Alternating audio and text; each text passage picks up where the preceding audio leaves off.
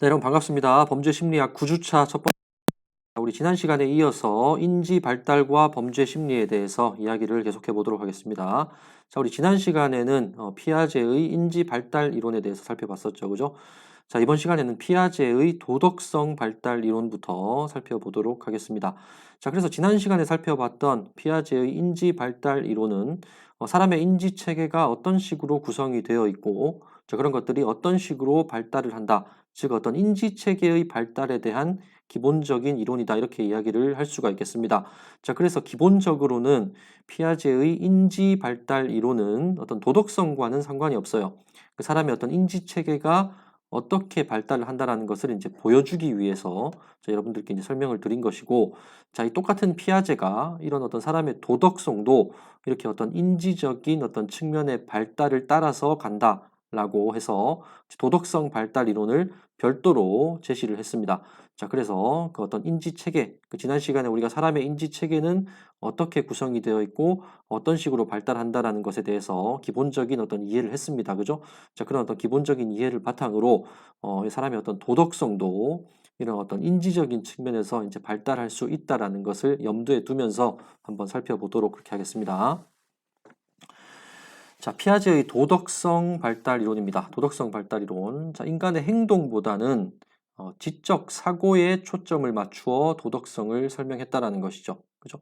그래서 도덕성이라는 것도 어떤 인간의 지적인 측면하고 관련이 있다. 어떤 지적인 측면이 자, 발달을 덜 하면은 도덕적으로 좀 부족할 수가 있다. 도덕성이 부족할 수가 있다라는 것을 이제 보여주는 그런 이론이다. 이렇게 볼 수가 있겠습니다.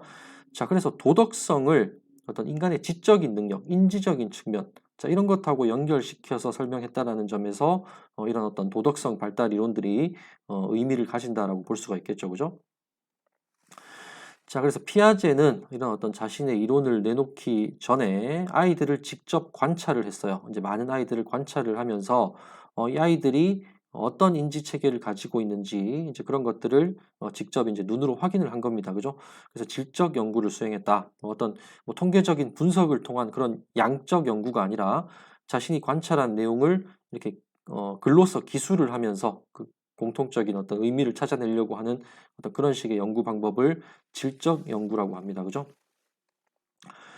자, 그래서 이렇게 질적 연구를 수행을 한 끝에 뭐 어떤 그 자신만의 어떤 규칙을 발견을 하게 됩니다. 그래서 이제 사람은 어떤 아이들은 2단계의 도덕성 발달 단계를 가진다라고 이제 이론을 만들어서 제시를 했어요. 자, 그래서 5세에서 9세 정도까지는 어떤 타율적 도덕성이 이제 발달하는 시기고 9세 이후부터 이제 자율적인 도덕성이 발달을 한다. 그죠? 자, 이렇게 이야기를 했습니다. 자, 그래서 타율적 도덕성, 자율적 도덕성. 자, 이 개념이 뭔지 우리가 자세하게 살펴볼 것인데, 뭐 간단하게 이야기를 하자면은, 자, 타율적 도덕성은 어떤 다른 사람, 외부에서, 그죠? 외부에서 바라보는 시각을 가지고 어떤 도덕적인 어떤 것들을 판단을 한다라는 거예요. 그래서 어떤 자기 내면의 어떤 뭐 의사나 뭐 동기, 그죠? 뭐 이런 것들을 가지고 도덕성 여부를 판단하는 것이 아니라 다른 사람들이 어떻게 볼까? 나를 어떻게 볼까? 자, 이런 것을 가지고 어떤 도덕적인 어떤 기준을 이제 만들고 거기에 따라서 도덕적인지 아닌지를 판단을 한다라는 것입니다. 자, 그래서 이제 타율적 도덕성이라고 하고 자율적 도덕성이라는 것은 어떤 뭐 한 사람으로서 그죠? 어떤 자율적으로 어떤 생각하고 인지하고 이런 것들이 있겠죠. 판단하고 그죠? 이런 내면의 어떤 의사, 뭐 동기, 자, 이런 것들을 이제 어떤 도덕적 판단의 기준으로 삼는다라는 거예요. 자, 그래서 이제 자율적 도덕성 이렇게 이야기를 합니다. 자, 그래서 사율적 도덕성에 의하면은 어떤 동기보다는 결과를 더 중요시하겠죠. 결과. 그죠? 어떤 행동의 결과를 더 중요시합니다. 왜냐하면 사람들은 내 내면의 동기가 어떤지는 보지 않고 일단 결과가 가장 먼저 눈에 띄는 거기 때문에 그 결과만 가지고 판단을 합니다. 다른 사람들은 그죠? 그래서 이제 결과 중심으로 이제 도덕성을 판단을 하는 것이 이제 타율적 도덕성이고 자율적 도덕성은 결과보다는 어떤 내면의 동기, 자, 이런 것들이 더 중요하다. 이런 것들이 어떤 사람의 도덕성을 판단하는데 더 중요한 요소다라고 생각할 줄 아는 것이 이제 자율적 도덕성을 갖추었다. 이렇게 이야기를 하는 것입니다. 자, 이런 자율적 도덕성이 타율적 도덕성보다 좀 더 고차원적인 것이겠죠. 그죠?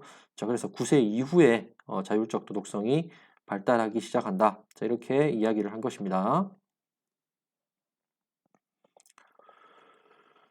자, 그래서 피아제가 뭐 자신이 이제 아이들을 뭐 관찰하면서 아이들에게 이제 어떤 물어본 그런 어떤 질문이에요. 질문. 자기가 만든 질문입니다. 자, 말이라는 아이가 있어요. 이 말이라는 아이는 엄마를 기쁘게 해드리기 위해서 자기 옷에 뭔가를 이제 예쁘게 꾸미려고 했어요. 그래서 예쁘게 이제 옷에 자기 옷에다가 뭘 이제 꾸며가지고 뭘 붙여놓고 뭐 이렇게 하면 엄마가 이제 기뻐할 것이다. 뭐 이렇게 생각을 하고 뭐 이제 가위를 사용해서 이제 뭐 옷을 이렇게 이제 꾸미고 있었던 거죠. 자, 그렇게 하다가 뭐 잘못 사용해가지고 옷에 큰 구멍을 내고 말았어요. 그죠? 뭐 새 옷인데 엄마가 이제 비싼 돈을 들여서 사준 새 옷인데 뭐 뭔가 잘못하다가 엄마를 기쁘게 해주려는 의도는 있었지만 결과적으로 잘못해서 옷에 큰 구멍을 냈다라는 것이죠. 자, 한편 마가렛이라는 아이는 자, 엄마가 나간 사이에 자, 엄마가 분명히 가위를 가지고 놀지 말라라고 했는데 가위를 가지고 놀았던 거죠. 자, 그러다가 자, 엄마가 새로 산 비싼 옷에 조그만 구멍, 조그만 어떤 그 스크래치를 낸 것이죠. 그죠? 자, 이 질문을 이제 아이들에게 한 것입니다. 그죠? 마리하고 마가렛하고 누가 더 잘못했을까? 누가 더 잘못했을까? 이렇게 이제 물어본 거죠. 자, 이렇게 물어봤더니 이제 9살 이전의 아이들은 어떤 그 내심의 동기나 이런 것보다는 눈에 보이는 결과에 더 초점을 맞춰서 도덕성을 판단을 하더라. 자, 그래서 마리가 더 나쁘다라고 얘기를 한 거예요. 자, 마리라는 아이는 엄마를 기쁘게 해 들리려는 어떤 동기를 가지고 굉장히 착한 아이입니다. 그죠? 이런 어떤 동기를 가지고 뭔가 옷을 꾸미려고 했는데 그렇게 하다가 뭔가를 잘못해가지고 큰 구멍을 냈어요. 근데 마가렛은 엄마가 하지 말라는 짓을 하다가 조그만 구멍을 냈어요. 근데 결과적으로 마리가 더 큰 구멍을 냈기 때문에 이 아이가 더 나쁘다라고 이제 얘기를 한 거예요. 결과에 더 초점을 맞추는 이제 그런 모습을 보여주는 겁니다. 자, 그래서 이 시기 아이들은 9살 이전의 아이들은 동기보다 결과에 더 초점을 맞추고 어떤 그 사람이 가지고 있는 이면의 동기까지는 잘 판단을 하지 못한다라는 거죠. 그죠? 자, 그리고 사람이 벌을 받는 이유는 뭔가 잘못했기 때문에, 뭔가 잘못된 결과를 초래했기 때문에 그에 대한 대가로서 응당이 받는 것이다. 그죠? 응당이 받는 것이다. 이제 이렇게 생각을 하고, 뭐, 눈에는 눈, 이에는 이. 그죠?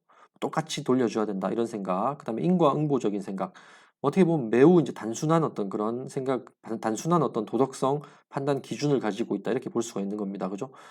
자, 그래서 어른이 알려주는 어떤 규칙에 절대적으로 복종하는 경향이 있고, 어른의 지시가 옳은지 그른지 판단하는 능력이 부족하다라는 거예요. 그래서 어른이 시키면은 무조건 다 뭐 맞는 말이다. 다 도덕적으로 이제 올바른 것이다.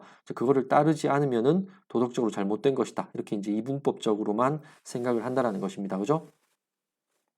그래서 어른들이 얘기하는 것은 다 맞는 것이기 때문에 뭐 친구들이 잘못하면은 어른들한테 가서 고자질을 한다라든지 자, 그게 이제 도덕적이라고 생각을 하는 겁니다. 그죠?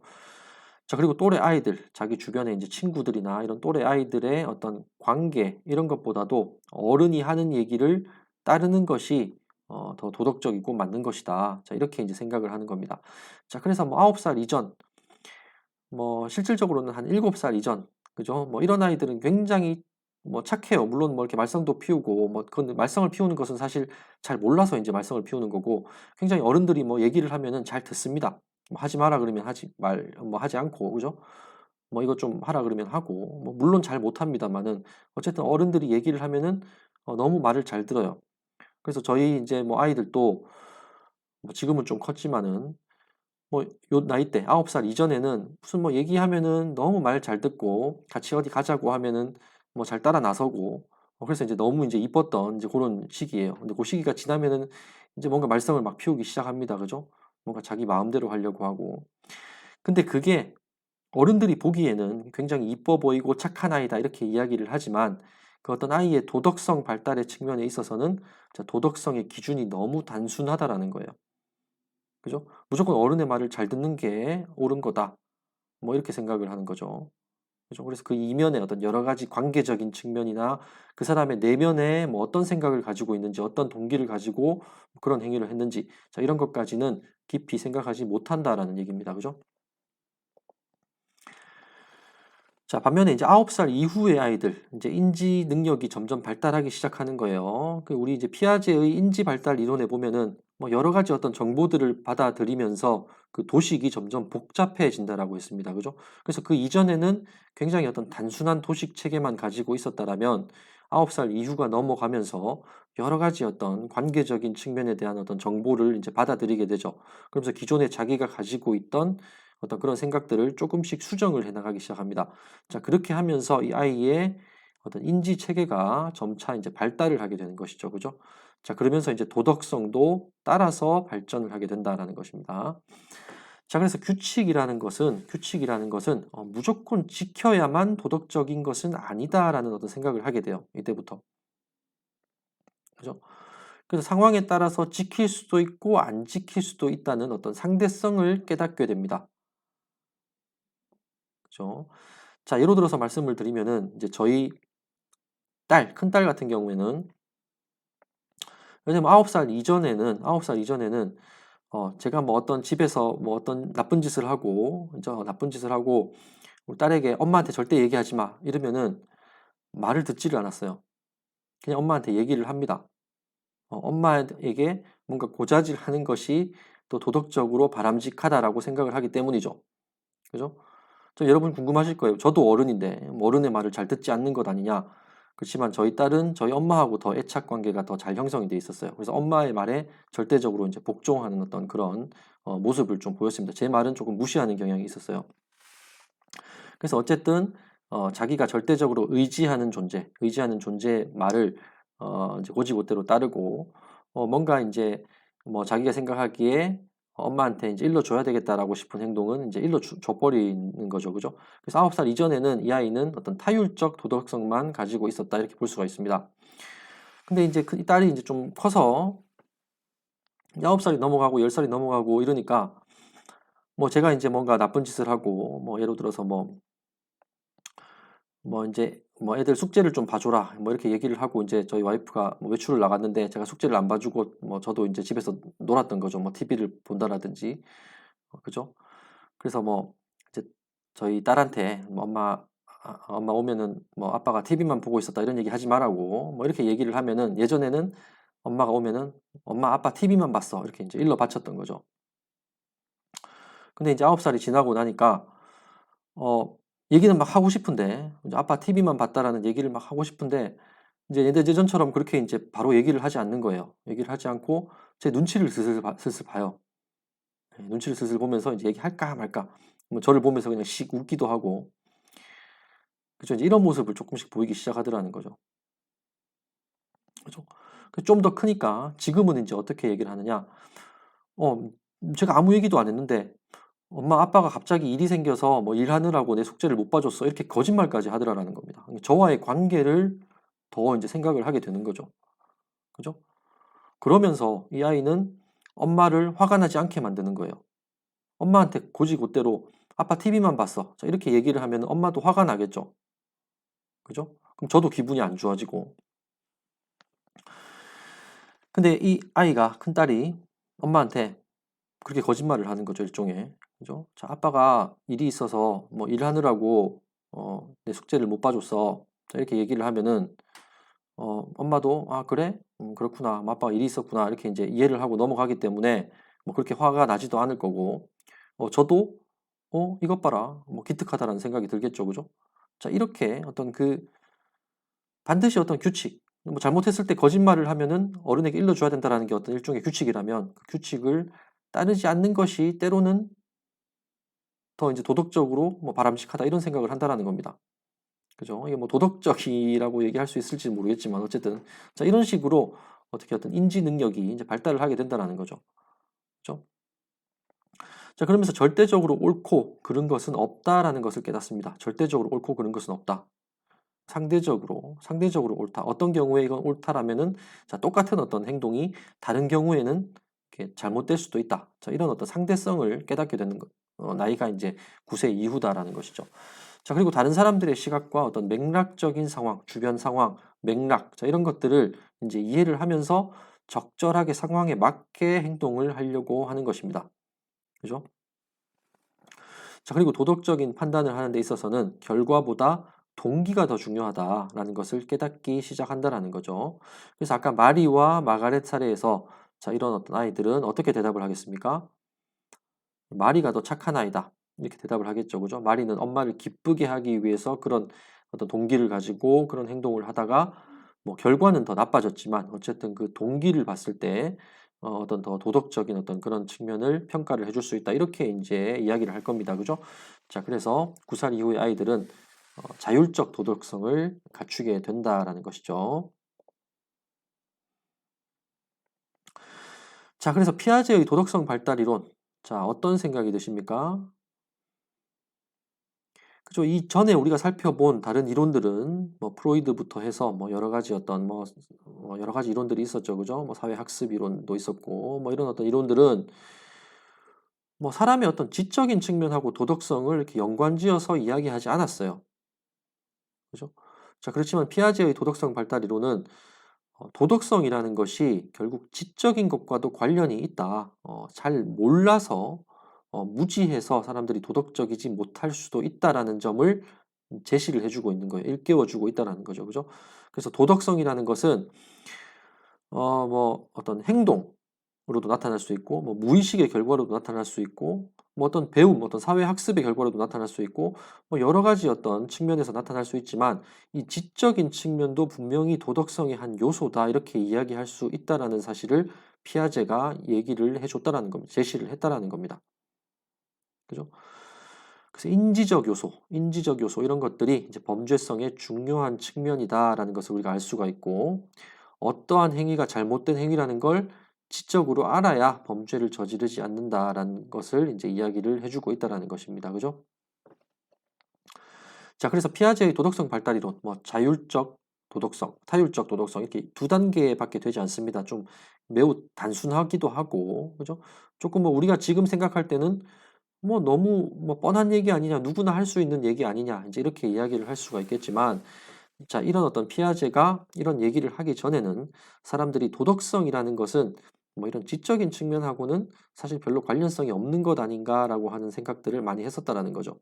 자, 그렇지만 피아제가 비록 이렇게 단순한 어떤 형태의 이론이긴 하지만 이런 지적인 측면과 도덕성이 관련이 있을 수도 있다라는 사실을 일깨워 주었다는 측면에서 굉장히 의의가 큰 그런 이론이다. 이렇게 이야기를 할 수가 있겠습니다. 그죠?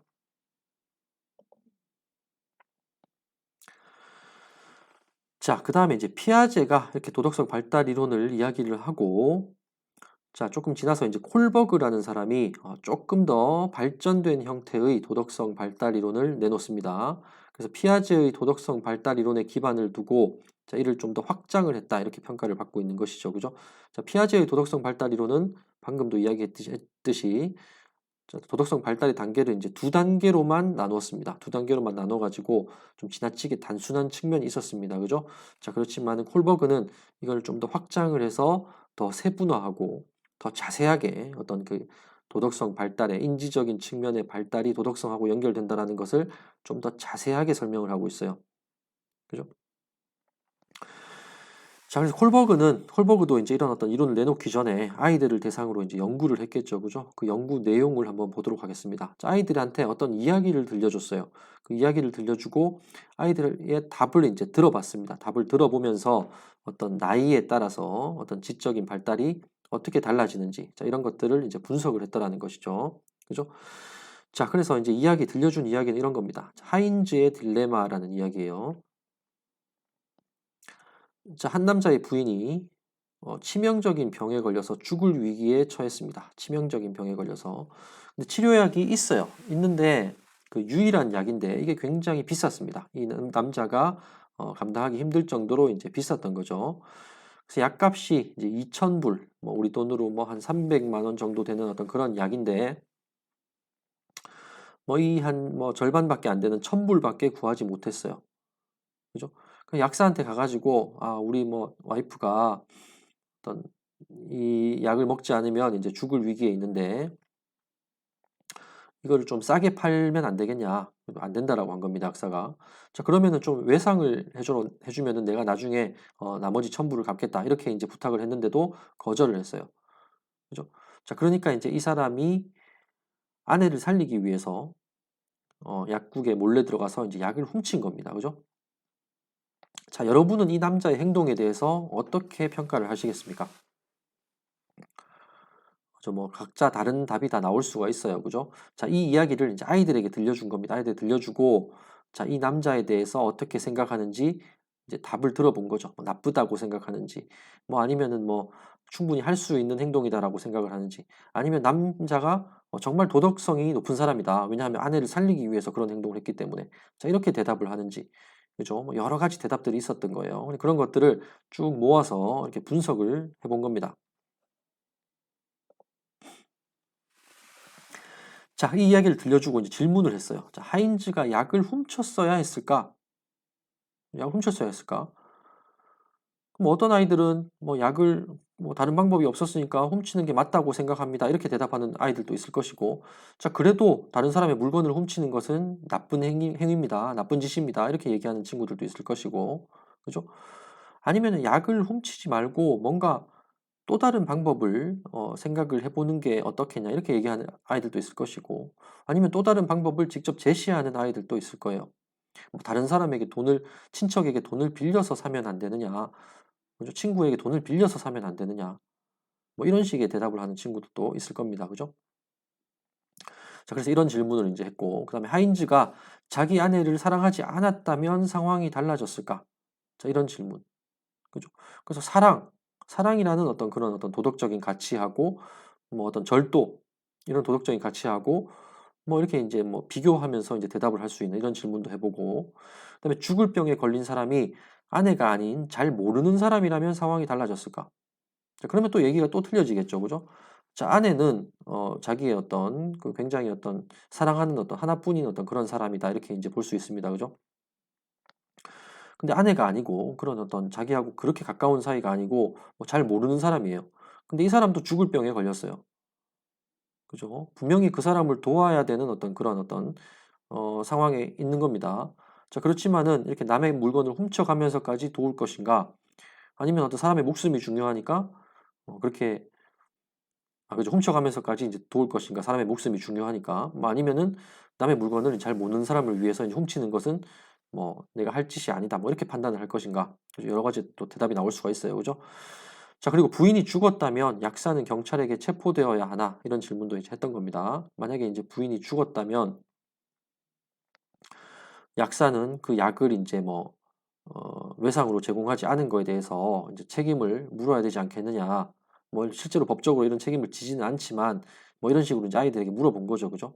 약사의 어떤 도덕성, 자, 이런 것들도 이제 평가하도록, 자, 이렇게 이야기를 한 겁니다. 그래서 이런 질문들에 대한 답변, 쭉 여러 가지 답변을 하겠죠. 그런 답변들을 이제 모아서 그 어떤 개개인의 아이들의 어떤 경향을 이렇게 분석을 했다라는 거예요.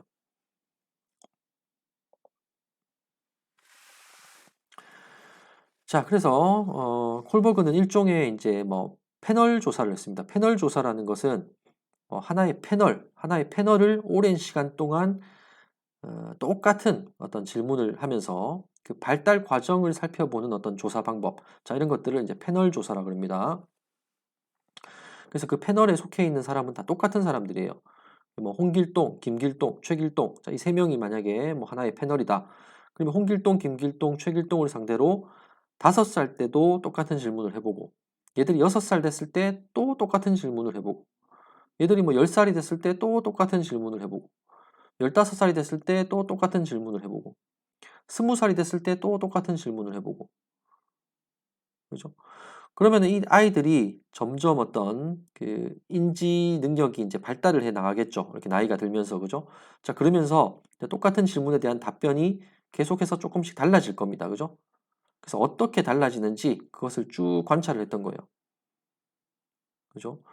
그래서 이 하인즈의 딜레마 같은 어떤 이런 어떤 스토리를 들려주고 여기에 대해서 이제 질문을 했는데, 자, 어렸을 때 대답하고 뭐 청소년기에 답변하고 20살 성인이 됐을 때 답변하고 이렇게 계속해서 이제 다르다라는 거예요.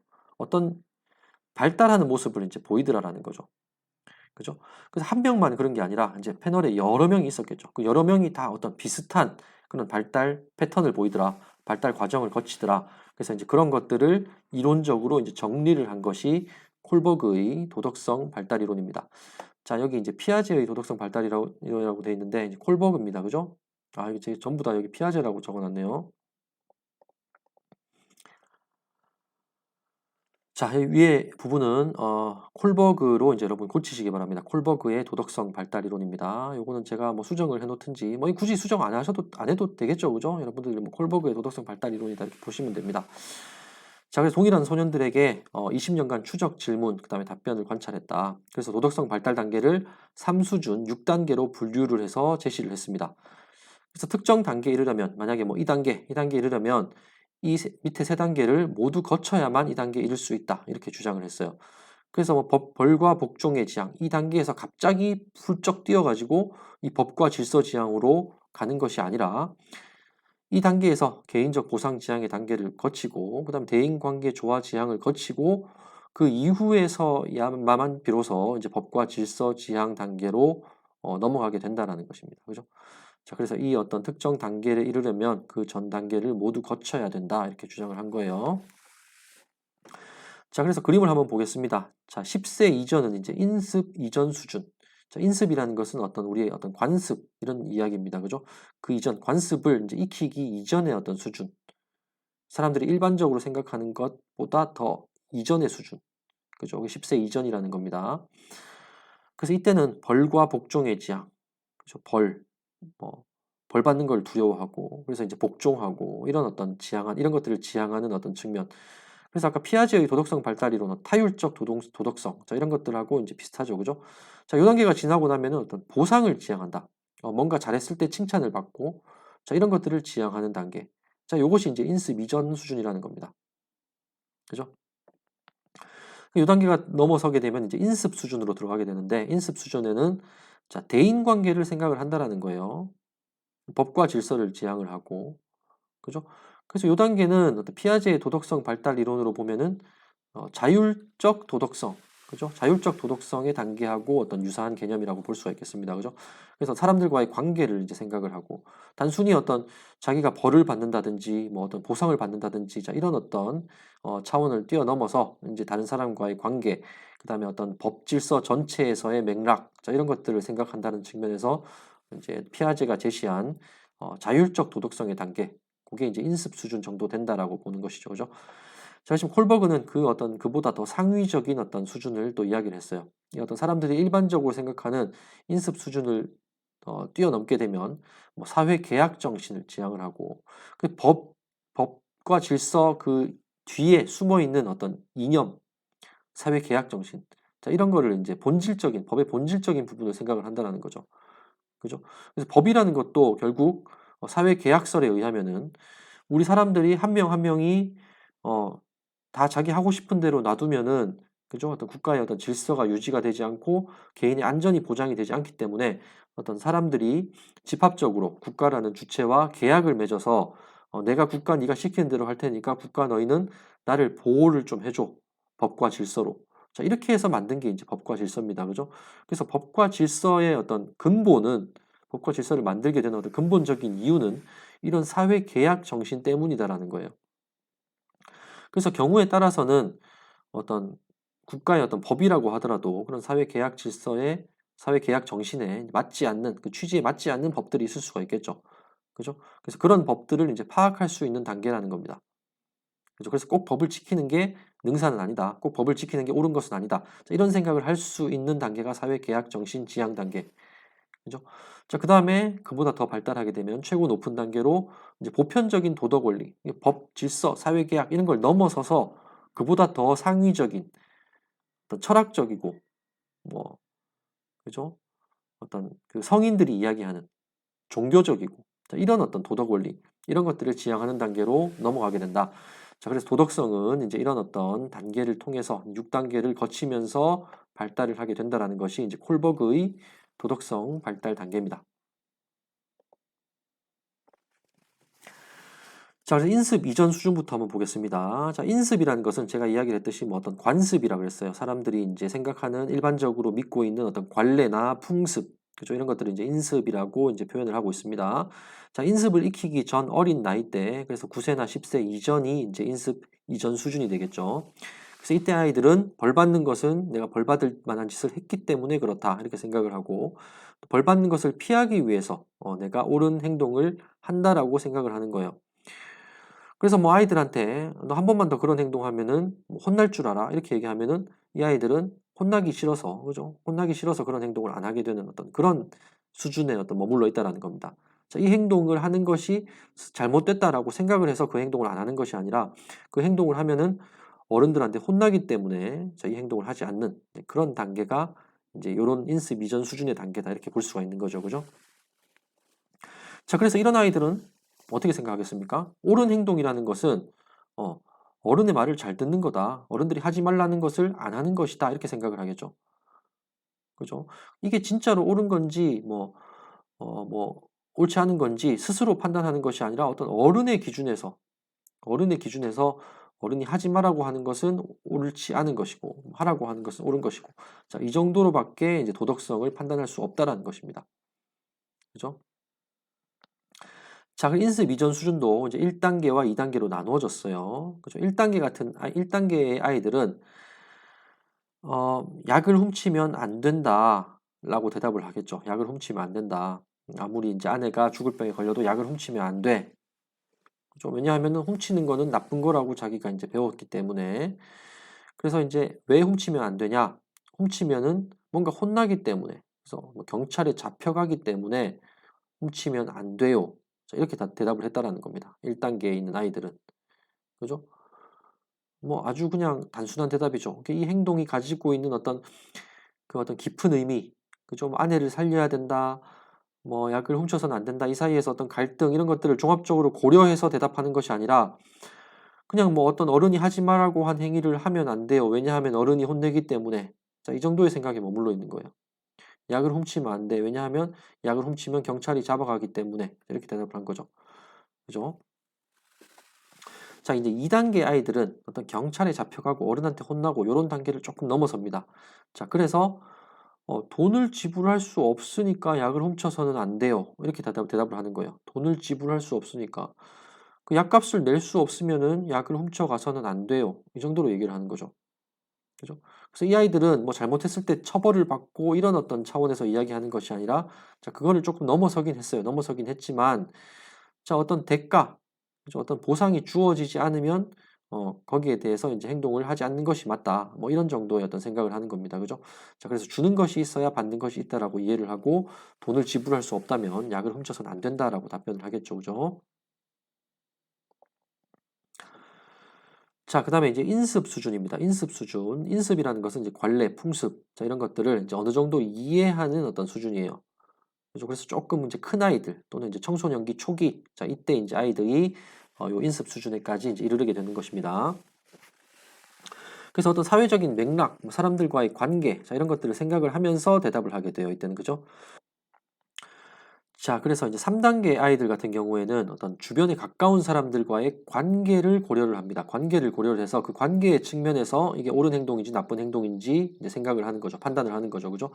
자, 그래서 3단계 때는 그 좋은 아이 단계다. 이렇게 이제 이야기를 합니다. 좋은 아이 단계. 그래서 굉장히 우리가 생각하기에 어른들이 보기에 착한 어떤 그런 아이의 답변을 하는 거죠. 자, 그래서 사랑하는 아내니까 죽을 병에 걸렸으면 약을 훔칠 수도 있다. 자, 이렇게 대답을 할 수도 있고. 그죠? 왜냐하면 이제 그 내 곁에 있는 사람과의 관계를 생각해서 그 답변을 하는 거예요. 그죠? 그래서 어떤 법 질서 뭐 이런 것들에 대해서 생각을 못 하는 겁니다.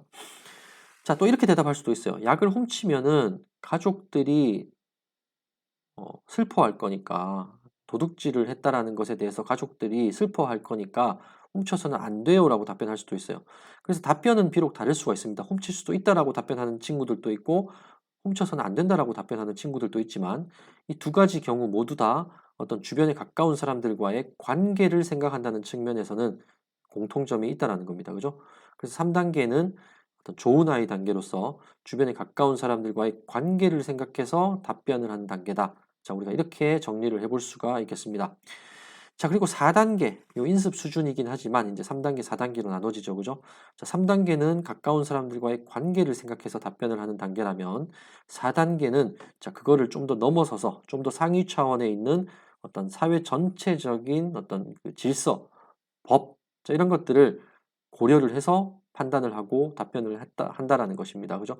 자, 그래서 법과 질서를 기준으로 도덕적인 판단을 한다. 자, 그래서 3단계를 이제 거쳤기 때문에 이런 이야기를 합니다. 자, 안타까우나라고 이야기하는 이유는 뭡니까? 어떤 주변 사람들과의 관계를, 그 와이프와의 관계, 그 아내와의 관계를 어느 정도는 고려를 한다라는 거죠. 자, 그렇지만 그거를 더 뛰어넘은 거예요. 이 친구는 더 뛰어넘어서 이제 법 얘기를 하는 겁니다. 주변 사람들과의 관계, 물론 중요해. 하지만 법이라는 것은, 그보다 더 상위 개념이고, 우리가 더, 열심히 지켜야 되는 어떤 그런, 것이다. 그런 것이다. 그죠? 그래서 안타깝지만 법을 지켜야 하기 때문에 약을 훔쳐서는 안 된다. 자, 이런 식으로 답변을 한다라는 것입니다. 그죠? 그 3단계를 거쳐야만 4단계로 갈 수 있다라는 말이 이제 여기서 안타까우나라는 요 단어에서 이제 딱 드러나는 겁니다. 그죠? 자, 그 다음에 이제 요 단계를 넘어서게 되면은 좀 더 이제 어떤 도덕성을 판단하는 기준이 좀 더 발달을 하게 된다라는 겁니다. 그래서 인습 이후 수준이다. 이렇게 이야기를 해요. 그래서 요 단계에는 이제 도덕성이 내면화돼서 자기 어떤 안에 내면화돼서 어떤 외부적인 기준 이런 것들이 필요하지 않은 단계다 이렇게 볼 수가 있습니다. 그래서 법과 규칙도 뛰어넘어요. 법과 규칙도 뛰어넘어서 내가 생각하기에 내가 판단하기에 법과 규칙이 맞지 않다면 그것도 어겨도 된다라고까지 생각을 할 수가 있는 단계입니다. 그죠? 그래서 법과 규칙까지는 어떤 외부 기준이에요. 외부 기준. 그죠? 근데 그거를 뛰어넘어서 자기 내면에 가지고 있는 어떤 도덕 기준에 따라서 판단을 할 수 있는 단계. 이것이 이제 인습 이후 수준입니다. 그래서 개인의 상황에 따라서 법과 규칙이 적용되는 것이고, 이 법과 규칙이라는 게 절대적인 것은 아니다. 이렇게 생각을 할 수 있다는 거죠. 그죠? 자, 그래서 5단계에서는 자, 사회 계약을 이제 지향하는 단계다 이렇게 이야기를 했습니다. 그죠? 그래서 법은 어떤 개인적인 권리를 지키기 위한 사회 계약일 뿐이지 법의 어떤 근본적인 취지까지 생각을 해요. 저기 법을 만들어 놓은 이유는 뭡니까? 어떤 내가 어떤 다른 사람들로부터 어떤 위험에 처하지 않게 하기 위해서 이제 국가에다가 나의 자유를 이제 어느 정도 유보를 하고 국가에서 만든 법을 따르겠다라고 이렇게 계약을 한 어떤 그런 것에 불과하다. 그래서 경우에 따라서 내가 진짜 위험하고, 그죠? 내가 위험에 처했다라면 그 법을 안 지켜도 돼. 법을 안 지켜도 돼. 물론 뭐 거기에다 처벌은 받겠지. 그렇지만 내가 지금 아내가 죽게 생겼는데, 그죠? 그 법이라는 것도 결국 내가 안전하기 위해서, 내가 가까운 사람, 내 소중한 사람이 안전하기 위해서 지키는 것인데, 법을 지키다가 그 어떤 안전을 확보할 수 없다라면 그 법이 무슨 소용이 있겠는가? 뭐 이런 식으로 굉장히 어떤 논리적이고 복잡한 이야기를 하기 시작하는 거죠. 그죠? 그래서 법에 의하면 절도는 나쁜 것이지만 아내의 생명을 살리기 위한 것이라면 나쁘다고 할 수 없다. 이렇게 대답을 할 수 있는 단계가 이제 인습 이후 수준의 5단계라는 것입니다. 그죠? 자, 6단계는 거의 이제 뭐 어떤 그 뭐 성인의 단계, 어떤 종교적인 어떤 얘기를 할 수 있는 단계, 어떤 마음의 어떤 수양이 되어 있는 단계 이렇게 볼 수도 있겠어요. 그래서 어떤 개인의 양심에 따라서 도덕성을 판단하는 단계다. 자, 이렇게 이야기를 합니다. 자, 뭐 사회 계약설, 그죠? 이런 것도 어떻게 보면 하나의 어떤 사회과학적인 어떤 이론이고, 그죠? 사람들이 만들어낸 얘기예요. 그죠? 그래서 이런 어떤 구체적인 어떤 규칙, 이론, 자, 이런 것들을 훅 뛰어넘어서, 훅 초월해서 어떤 인간의 존엄성, 자, 이런 이야기를 하기 시작합니다. 자, 사회 계약설 때문에 약을 훔쳐도 되는 게 아니라 어떤 사람의 생명이라는 것은 어떤 물질적인 어떤 그 이익보다 생명권이라는 게 사람의 생명의 존엄성, 그죠? 자, 이런 것이 어떤 그 약값이라는 어떤 물질적인 가치보다 훨씬 더 높은 거 아니냐. 높은 거 아니냐. 자, 그렇다면은 법이고 뭐 어떤 사회 계약설이고 이런 걸 다 떠나서 그걸 훔쳐서 사람의 목숨을 구하는 것은 당연한 것 아니냐. 이렇게 대답을 할 수 있다라는 겁니다. 그죠? 자, 그리고 뭐 어떤 뭐 하나님께서는 뭐 이렇게 죽어가는 사람이 있으면 외면하지 말라고 하셨다. 뭐 실제로 이런 말이 있는 게 아니고 만약에 뭐 그런 어떤 종교적인 어떤 구절이 있다라고 한다면 그 구절에 따라서 뭐 아내를 살리기 위해 약을 훔치는 것이 맞다. 뭐 이런 식으로 대답을 할 수 있다라는 거죠. 그죠? 그래서 어떤 뭐 법, 규칙, 뭐 어떤 이론 이런 거를 뛰어넘어서 이제 종교적이고 뭐 굉장히 어떤 철학적인 어떤 그런 어떤 사고를 통한 답변을 할 수 있는 단계. 자, 이 단계가 인습 이후 수준의 이제 6단계다. 우리가 이렇게 이야기를 할 수가 있겠습니다.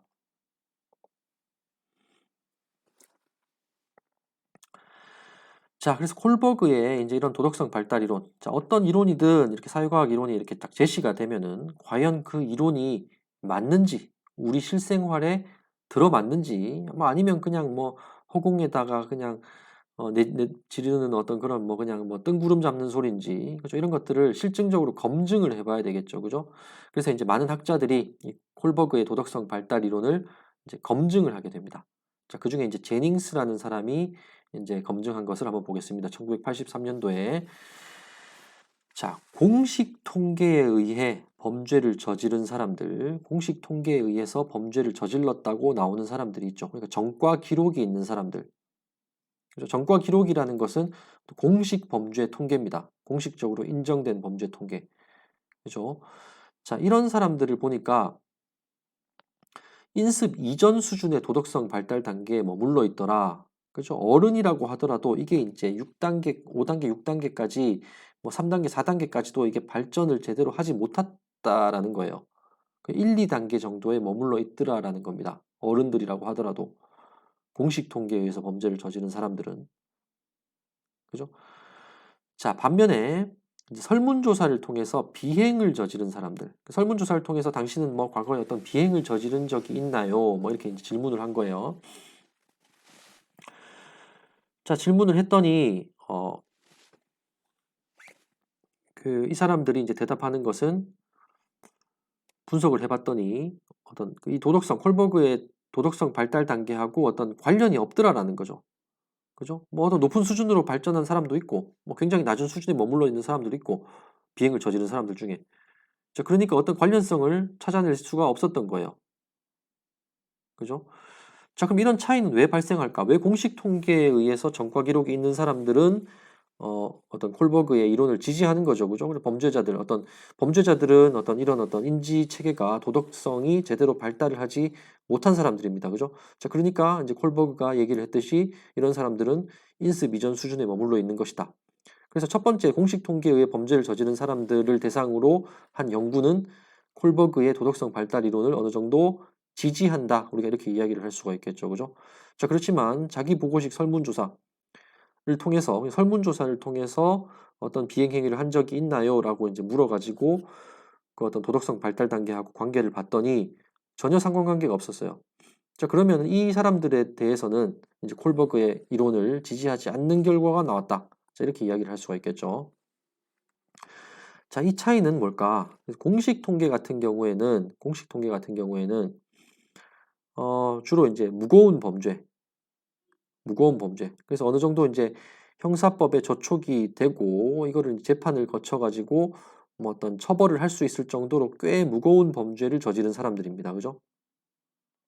그죠? 그래서 이런 어떤 중범죄자들, 뭐 쉽게 이야기해서 중범죄자들은 어떤 그 도덕성 발달이 덜 된 사람들이다 이렇게 볼 수가 있다라는 거예요. 그죠? 그래서 도덕성 발달이 인습 이전 수준에 머무른다 이렇게 얘기를 할 수 있는 거고. 자, 반면에 설문조사를 통해서 어떤 비행행위를 한 적이 있나요? 자, 이런 것들 비행행위는 사실은 중범죄는 아닙니다. 그죠? 중범죄는 아니고 뭐 누구나 좀 실수를 하면 비행을 할 수도 있고 조금 이제 마음을 놓고 좀 마음대로 행동하면 또 비행을 할 수도 있는 거고. 그래서 어떤 사소한 잘못 이런 겁니다. 자, 이런 사람들은 사실은 어떤 그 도덕성이 뭐 아주 초보 단계에 머물러 있다 이렇게 볼 수는 없다라는 겁니다. 그죠? 그죠?